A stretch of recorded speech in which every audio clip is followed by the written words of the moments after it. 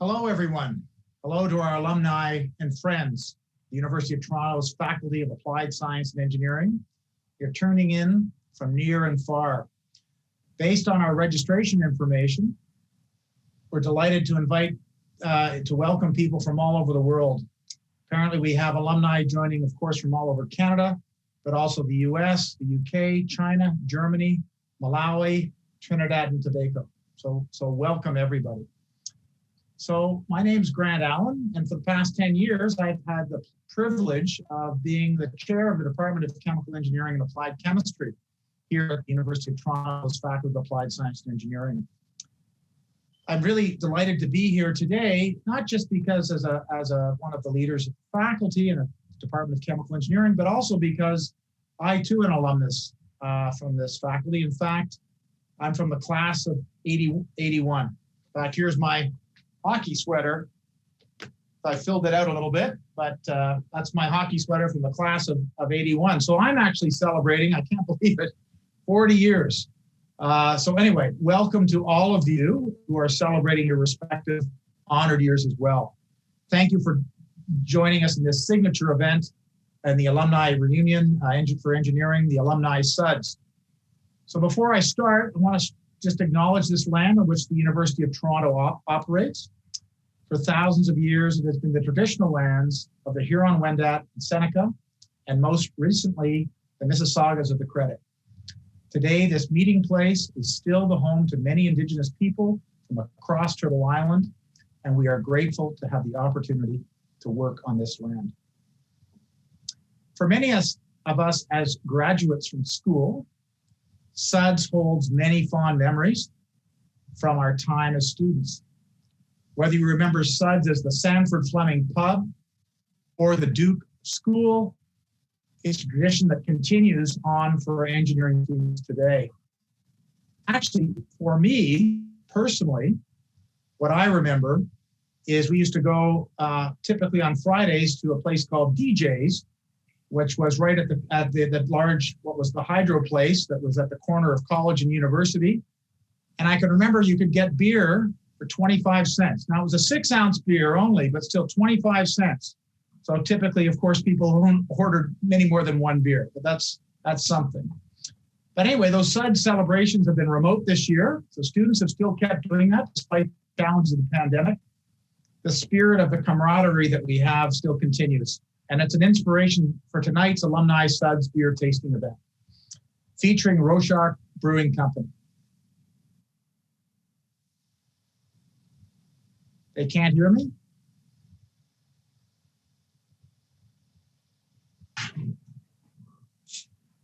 Can you hear me still? Can you hear me now?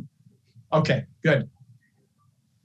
Should I recount? Okay, we'll just continue on. So right now, you should all be watching from a customized Zoom room for you and your fellow classmates. And in a few moments, I'll be turning things over to our experts for the evening from Rorschach.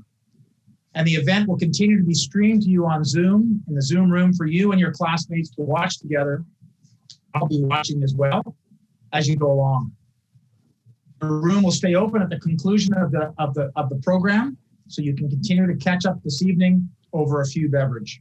And with that, it's about time to get started. I want to introduce our beer tasting experts for today. Matt Reiner and Mohan Pandit are the founders of Rorschach Brewing Company. This is a company that is located in Leslieville, area of Toronto's East End. It's actually at Eastern Avenue and Coxwell Avenue. I very much encourage you to visit it. So in addition to crafting innovative and delicious beer selections, engineering has become a big fan of Rorschach, because Matt and Mohan are also both graduates from my program, Chemical Engineering, and also celebrating their honors years this year. They're part of the class of 1T0. So I should also mention that I was delighted to be there at their, some of the things the chair has to do is I joined them at their opening. I think it was in 2017, so about 4 years ago, at their restaurant and beer pub, and they gave me a grand tour and told me all about the chemical engineering they used as they developed their brew pub and stuff. It was a lot of fun. So really encourage you when we can get back to normal to visit them. But anyway, today, Matt and Mohan will be introducing our beer selections which were made previously and available to all the registered guests that are living in Ontario. For all the other guests, some recommendations on beers of a similar profile are provided to you to help you enjoy the experience as much as possible. Some of the beers developed by Rorschach were created right down the street from St. George campus, and we're thrilled to have Matt and Mohan joining us today and showing some of the entrepreneurial spirit amongst our alumni. Again, encourage you to visit sometime down the road. So without further ado, I'll invite you to sit back, relax with your classmates, and enjoy the program. So now, Matt and Mohan, over to you. Thanks, Professor Allen. Awesome. Thanks, Professor. All right. Thanks so much, guys, for having us here today. It's going to be really cool to taste some beers with you guys. I think our approach will dig into the first beer right away, and then we can start talking. But why not get into it right away so we don't have you guys waiting on the beers? So I'll grab the first one here, and this is our Reminiscence. It's a Mexican lager, and we'll crack into it.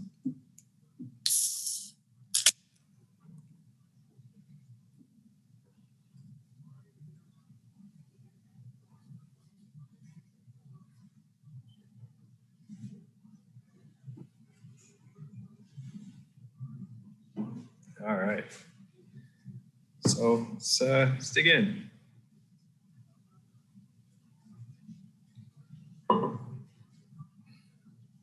Cheers, guys.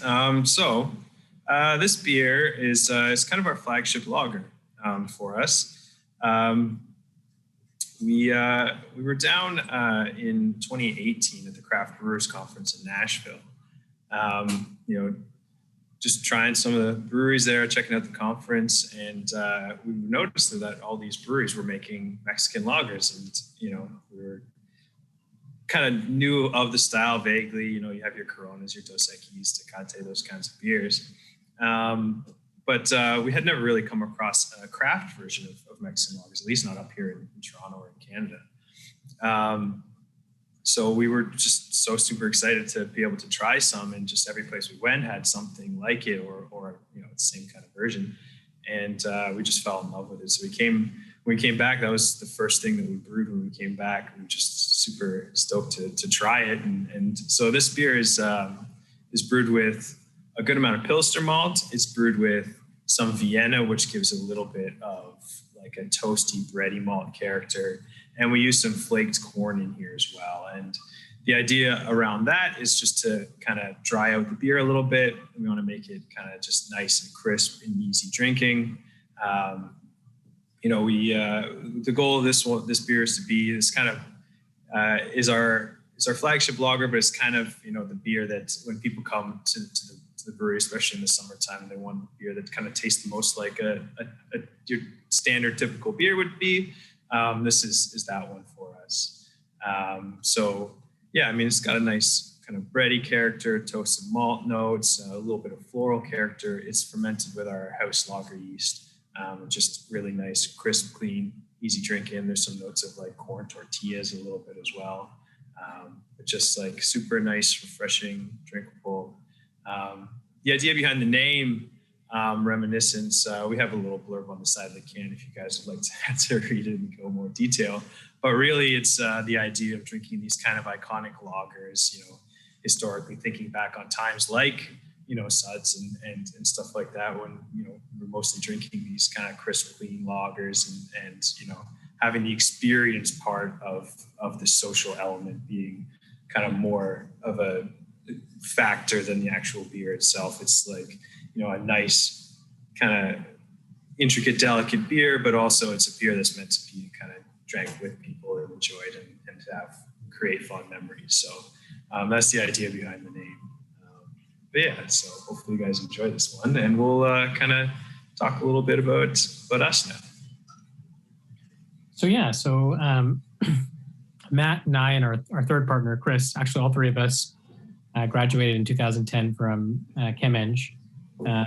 We actually all met in our first week in the Wahlberg building in the basement during one of those tours, probably by, I think it was Professor Evans.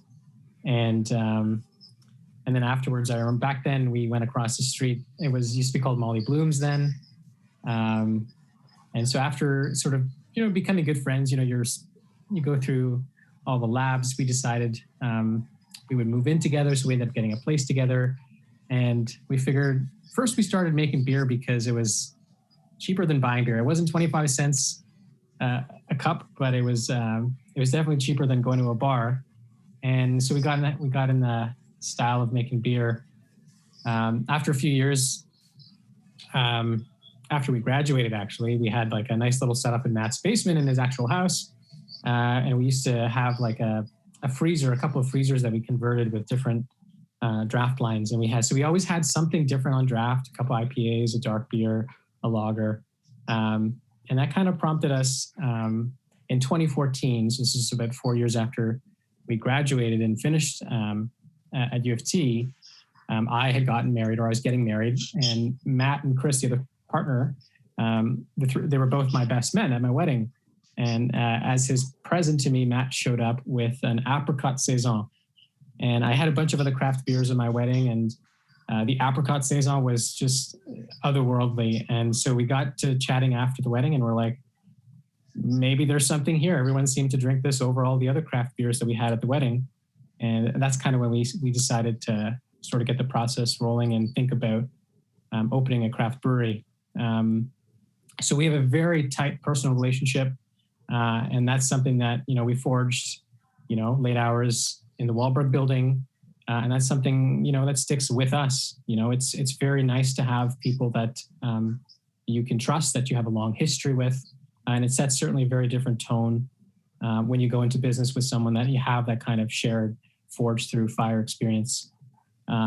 We came up with the name Rorschach quite interestingly. It's a bit of a psychological spin. I don't know if many of you are familiar with the Inkblot test. So this is like an old psychological test. It's a very hard name to pronounce. So a lot of people have a hard time pronouncing the name of the brewery. It's pronounced like a shack, Rorschach. And so Rorschach was a psychologist, I think, from Switzerland, and came up with the Inkblot tests. And so the idea is that when you look at the Inkblot, you kind of are imagining something that's going on in your own psyche. And we think that that's very translatable to the beer experience. When you drink a beer, a craft beer, what you're tasting, the flavors you're picking up on, the nuances of the textures and the aromas are something that is unique to you. So someone can try an IPA as an example, and pick up on grapefruit and tangerine. And someone else might find that they detect more stone fruit, more apricot. And that's one of the beautiful things about craft beer that kind of we fell in love with was there is so much nuance to it. There's so much complexity to it. You can share it, and it kind of will remind you of or take you to a place where, you have a memory of that flavor. And so that's kind of what our origin story was. And then after a lot of searching, we kind of found a place in Toronto. We wanted to be based in Toronto. We were living in Toronto at the time. And Matt was, at the time, he was doing lubrication engineering. And I had shifted gears a bit. I was in the middle of my final year of medical school here in Toronto. So it was we were both very busy with our lives, but we decided this was kind of something that we were passionate about and that we would pursue. So without any more talking, we'll go on to our next beer. All right, guys. So let's dig into beer number 2. So this is our truth serum.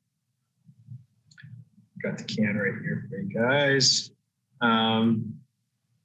So this actually is first IPA that we have released. It's continued to be the customer favorite, the flagship beer. We've tweaked it a little bit along the way, added a little bit more hops, just as things go. But really, it's fairly true to the beers that we were brewing when we were leading up to opening the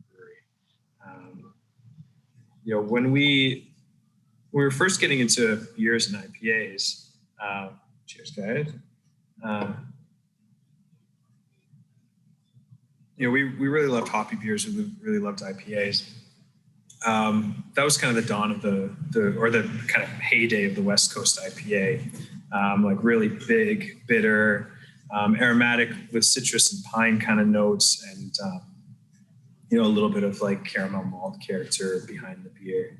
And I was doing a lot of traveling for work and we were trying a lot of different craft beers, and we just kind of really loved IPAs and gravitated towards those. And just kind of as in the year leading up to us opening the brewery, there's was kind of like this little bit of shift stemming from a couple of breweries in New England and northeast of the United States, and a lot of home brewers that were kind of shifting the approach of like those big bitter, super strong maltier IPAs to like a softer, more rounded, more well balanced beer, which now is called kind of hazy IPA, New England IPA, Northeast IPA. There's many different ways people call it nowadays. And so our kind of piloting of this batch as we were opening up the brewery was kind of us shifting our kind of palates in that way. And we realized that we loved hops, and we wanted to be able to have more than one or two. We didn't want to get the palate fatigue of like extreme bitterness that some of the West Coast IPAs have had historically. And so we slowly kind of shifted the way that we brewed this beer. We would add more oats. There's some golden oats here to give a little bit more of a malt character that we have in this. We use Citra, Simcoe, and Mosaic hops. And they really kind of give this nice juicy fruit, peach, stone fruit, kind of a little bit of mango, a little bit of passion fruit, a hint of pine at the finish, but really like a fruity, juicy, hoppy character and not a ton of bitterness. And that's really kind of what we tried to do with this beer. And so that's what I really love about this one. It's just nice, easy drinking, fruity, juicy. It's 6.5%. It kind of doesn't come across that way. That was, I think one of the things that's the most difficult for us that we had anyways, in kind of opening up a brewery was the naming, like Mohan mentioned before. That's coming up with the name for the brewery was difficult to really nail down something that we wanted. And so was the case for all of the names. I think we've hit a groove now, but with the truth serum, part of it was, it was a little bit higher alcohol. It was deceptive. If the idea, people make jokes if you have a couple of them, maybe you'll start spilling all your secrets. But really it was, it started off as, our first 5 beers. We had a pale ale, we had an IPA, which was this one, the True Serum. We had a coffee stout. We had kind of a traditional saison, and then kind of a lighter table saison. We had this naming convention. We were going to name the beers after like outdated psychological terms. So one was called reductionism, one was called control group, which actually is not outdated, but that's a different story. And we had latent construct, and Godspot was the other one. And truth serum was kind of one of those outdated psychological terms. And it really, the name kind of stuck, and it just was, like I mentioned earlier, just a fan favorite from the beginning. So, this beer has evolved a little bit, like I mentioned, but right now it's in the LCBOs, it's in a couple grocery stores. We're trying to get it into more of them, but it's one of our most accessible beers that we have right now, and we really love it. It's our favorite around here too. I think to touch on Matt's comments, for a lot of people that aren't familiar with like craft beer, I'm sure there are a lot of people that are beer drinkers, but they're not familiar with like what craft beer can be. And I think when we try the third and fourth beer, you'll kind of see there can be a spectrum of flavors and a spectrum of bitterness, and then a spectrum of obviously alcohol content. And so making craft beer is a very creative process, because it allows you to control a number of variables, right? If you control, the fermentation temperature of a beer, you'll produce a specific group of esters. You guys remember organic chemistry. You'll produce a specific group of esters, which will impart certain flavor characteristics, whether that's, peach. These beers don't contain, in particular, truth serum doesn't contain peach or doesn't contain mango or pine. So when Matt's referencing those flavors or those aromas, what he's referencing is the esters that you can taste and smell when you drink the beer, which comes from the hops. Part of it comes from the hops, and part of it comes from the fermentation process when yeast break down the carbohydrates and release other organic compounds. And what's particularly unique is that, depending on the variety of yeast that you use, or you'll produce a particular profile. And then if you offset the fermentation temperature by a few degrees Fahrenheit, you'll alter the fermentation profile even more and then produce a different degree. So more banana flavors, less spice. And that's quite a unique thing. So I think what attracted us about making these kinds of beers and about craft beer in general is we're able to apply some of the nuances of like, okay, what do we do if we tweak? It's like an experiment, right? In organic chemistry, you know, if I tweak the temperature 2 degrees Fahrenheit up, if I ferment it for an extra day and a half longer, it's going to be an entirely different tasting beer than if I was 3 degrees colder with a different yeast variety. You know, and we sometimes work with monoculture yeasts, and sometimes we work with mixed fermentation cultures. So that's, you know, yeast, you know, some bacteria, things like lactobacillus. So all of those characteristics really impart complexity to a product, you know, and that's why if you go to that's why craft breweries really flourish, because it reflects an entirely different view of what the brewer has in mind. And, you know, no one craft brewery is going to be identical in profile or taste to another craft brewery because of the nature of those profiles that are available, right? So. Yeah, there's there's a lot of different things that we do, and we try to be as experimental as possible here at Rorschach. And you'll see a little bit more in the next couple of beers. We do some even weirder things. We actually there wasn't enough time to include it in this tasting. Would have been a cool one to do, but we just released a tiki sour called Afterglow as one of our series. It's a blue Hawaiian, and we made our own house blue curacao syrup, and we did we added a whole bunch of pineapple and blood orange and a handful of different things, and the beer actually is blue. So there's a lot of different things we do, whether it's kind of stouts that taste like candy bars, barrel aged, other things, but that's kind of the fun thing to be able to do. And all those things are one input or input meant multiple inputs to get a certain output, and all of that kind of comes from a foundation of understanding the chemistry behind these beers or behind beer in general and brewing and the science behind it. And, all that foundation is built off of our understanding and learning here at U of T. So it's great. Cool. Should we move on to the next one? Yeah. All right. So this was kind of the surprise one that we had. We kind of mentioned it as a surprise. We were hoping to include this one. We weren't 100% sure that we were going to be able to, and that's why we kind of had it as a surprise, because just in case we had a plan B. But we're glad we were able to include this one. This is our paradigm shift. You guys probably mostly have the beers in front of you, but this is so this is our anniversary beer. Actually, it's a special beer we only release once a year. We did it for our first anniversary in 2018. Have done it every year since. So this is the fourth release, I guess, that we've done of this beer. Let's crack into it. I'm sure most people and especially people who kind of follow craft beer a little bit more intently are kind of familiar with the Milkshake IPA and that kind of whole wave there.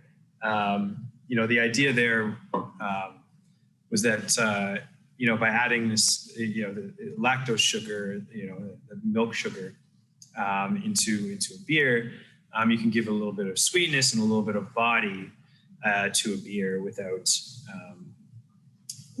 giving the yeast any more fermentable sugar to ferment and create more alcohol, because lactose is unfermentable by traditional brewer's yeast. So the applications of this historically have always been in the style that's called milk stout. It's mostly an English or kind of mid-century or older English style of beer where they would use lactose to give some sweetness to a stout, and they'd call it milk stout. I mean, understandably. And some brewers, in the U.S. and here in North America and Canada, just kind of started playing around with different ingredients. I mean, I think that's where a lot of the appeal and the boom of craft beer has come from. And part of that has been the proliferation of lactose into some of these different styles of beer, most notably the IPA style. And so that's kind of where the Milkshake IPA kind of name comes from. I mean, that style was done more with fruit and vanilla to actually kind of taste like a milkshake and a beer at the same time. We wanted to use lactose here as a sweetness element to kind of bring out all of the juicy fruit hop characters while minimizing the bitterness in the beer. So this is a 8.5% double IPA. It's triple dry hopped, which means we add 3 times the amount of dry hops that we would to a normal beer. And we added 3 different stages. And for context, dry hopping is adding hops after the fermentation process is finished in order to get more of the oils and flavor and aroma out of those hops without imparting any additional bitterness. Hops are traditionally added in the boil phase when you're making the wort, which then gets fermented into beer. But dry hopping is kind of afterwards. And so we really just try to get all that kind of juicy hop aroma, keep all the oils. We use a lot of oats here. We use some wheat as well to give them some extra body, to keep those proteins in the beer. And for this one, you get a ton of just kind of juicy fruit character. There's some stone fruit, tropical fruit. There's a little bit of sweetness there to kind of back it up. And really, we just want to kind of get this big kind of aromatic fruit bomb, and have it kind of not seem kind of like an 8.5% beer. So to make it a little bit more drinkable.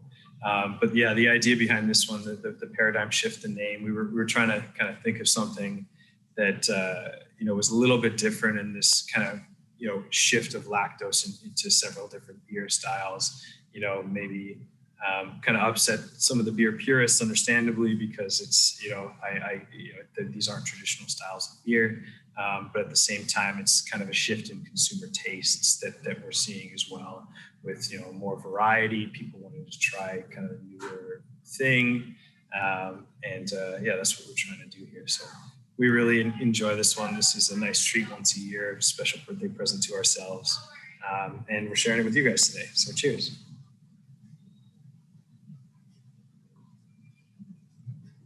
Yeah.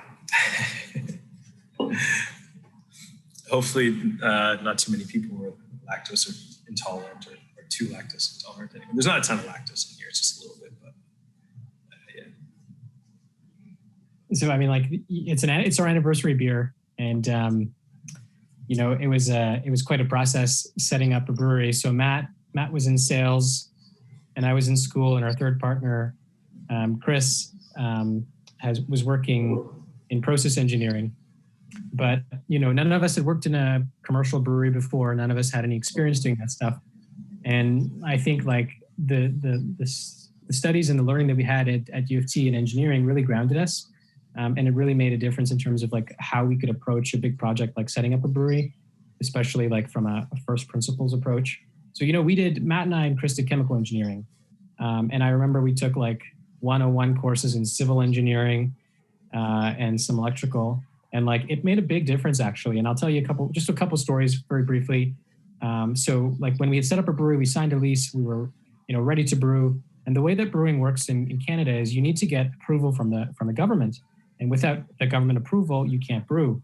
And in particular, you need something called a federal excise license. So, we had been like, as all projects are, 3 months behind schedule, paying rent on a very expensive building. And we got FedExed over our excise license. And so it was like 3 p.m.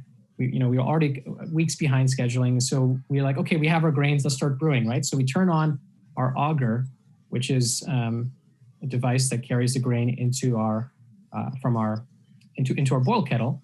And so we turn on the auger, we put the grains in our mill, and then nothing's happening. And so we figure out, after some digging, the auger's spinning the wrong way. And so the company that installed our equipment, it was like a Friday afternoon, they'd gone home a long time ago. And so, we were like, what do we do? And so we're like, okay, well, what do we remember about electrical engineering? Well, we can reverse the polarity on this motor. So we took apart the motor, looked on Google, and the only reason we could feel comfortable, it was 600 volts. The only reason we could feel comfortable doing that stuff was because we had some background in a technical approach to problem solving. And, we got eventually we got the auger working and spinning the right way without having to reorient things. And, that helped us solve that problem. And then I remember I was joking with Matt about how we remembered civil engineering. So when we were designing the brewery, we had to put a new floor in, and we had hired a number of professional engineering firms because we're not professional engineers, or I wasn't. And we said, okay, well, we need to come up with a design solution to be able to support these 8 tanks, each of which weigh, 6,000 to 7,000 pounds. And so some of the civil engineering firms came back with these solutions. They said, you got to pour, the thickness of the floor has to be this, and these are the changes we'd make. We suggest driving piles into the ground because we're uncertain of the soil density underneath, and we got to get soil samples. And Matt and I were talking, we're like, this is going to cost us hundreds of thousands of dollars. And so we said, well, what can we do? And maybe we can suggest some solutions to the engineers with our understanding based on like our constraints. And so we came up with a bunch of different proposed solutions to really, reduce the thickness of the floor. And we could only do that because, if we had no engineering background, we would be accepting these solutions that would end up costing us hundreds of thousands of dollars more than what we ended up realizing. And so it was quite nice to have to be like, okay, what's shear strength again, and coefficients of density, and all these terms that we thought we would never ever use again, being chemical engineers. So I'm very happy we have these 101 courses. I think we should continue to offer them to all engineers. And so that was a great experience, and it really helped us project manage. And so the kind of first principles approach really made a difference in when we were designing the place. So, yeah, I mean, even a project like plant design that we had in our 4th year, that was something that was pretty helpful for us. Just, we're setting up an entire, it's a small scale, but it's a production facility, and it's just interesting how much that you kind of recall and you look back on what you learned and you think you're never gonna use some of this stuff, and you're like, oh, well, yeah, that made a big difference. You don't realize it sometimes, but no, it really did. Yeah, we would be where we are without it. Yeah. All right. So should we move on to the last beer, I guess? Eh? Okay, we saved this one for dessert. We saved this one as the last one. This is our hedonism. Always turn it the wrong way. Yeah, so this is a strawberry peach lemonade version of our hedonism. This beer has lactose in it as well. I don't recall whether we did this beer first or if we did Paradigm Shift first. They were around the same time for this guy. But yeah, we had this idea to kind of combine, the idea of maybe like the balance of yogurt or those kind of foods with some acidity, some sweetness, some bitterness, and try to have kind of multiple facets of flavor and balance in a beer. And part of our kind of background and one of the things that we loved on the home brewing side and beer tasting when we used to go to as many breweries as we can, try as many things as we can, came from just a pure love of like mixed fermentation, mixed culture fermentation, wild yeast and bacteria. We had been brewing a ton of mixed fermentation beers over the years. Different, we developed a house culture of wild yeast and bacteria that we still use to this day for our actual kind of wild and sour beers that we barrel age for a year, 2 years sometimes, on fruit sometimes. We really love those kinds of beers. And kind of that gave us an appreciation of sour beer and the tartness element of beer. And this was kind of like on the front end of as sour beers were becoming more popular. Because prior to 4 or 5 years ago, most people would kind of think sour and beer would really go together, and there's a lot of beers that we have where they don't go together. A lot of our home brews didn't go together early on when we started, but there's an additional element there that I think that makes sour beers that some people might think would be too tart or might not be as kind of balanced, as approachable, as drinkable. That would then kind of turn it around and make it just really approachable and really drinkable. And that's the lactose element in this beer. So the process here is, we make our wort like normal. We use a lot of oats and wheat. We use some raw wheat as well, just to give even more protein in the beer. We'll lauter the beer over to the kettle.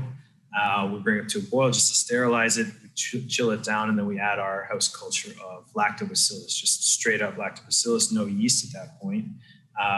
It drops the pH overnight, approximately 18 to 24 hours. We bring it down to like 3.5, 3.4 pH. And at that point, we bring it back up to a boil. We'll boil it off, kill off the lactobacillus, and then ferment it like normal with our house ale yeast. And that process is called kettle souring. So we're able to produce a sour beer in about the same time we produce a normal beer, as opposed to the 2 years it takes to get these mixed culture fermentation beers. But we always wanted sour beer to kind of be a part of our brewery, and it's become a gigantic part of our brewery now, as people really love it. It's kind of what we're really known for, is these fruited sour beers. And so with this series, we really wanted to kind of make a beer that kind of tastes like candy or like fruit juice. And this one, we use a bunch of fresh strawberry puree, a bunch of fresh peach puree, and some lemon juice as well. And then the lactose sugar and a little hint of vanilla. And it kind of makes it taste like, you're sitting on a beach somewhere drinking like a fresh fruit cocktail or something like that. And so it's just nice fruit character, a little bit of tartness, a little bit of sweetness, just really nice balance. And the name hedonism, we always have a hard time kind of coming up with names for our beers, but we had one of our team suggest the name hedonism, and at first I thought that might be a little bit over the top, but I think it really worked. It's just it's a very indulgent beer. Like I mentioned, it kind of tastes like candy. Now we have a couple more overindulgent beers. We have smoothie beers and these kind of things that we do, which if you guys want to come check out some of the different things we do, we have a whole bunch of different line of stuff. But this one tastes, it's just super nice, really refreshing. 6.9% also, so another one of those sneaky ones. But it's like dessert in a glass, like candy. It's just amazing. So cheers, guys.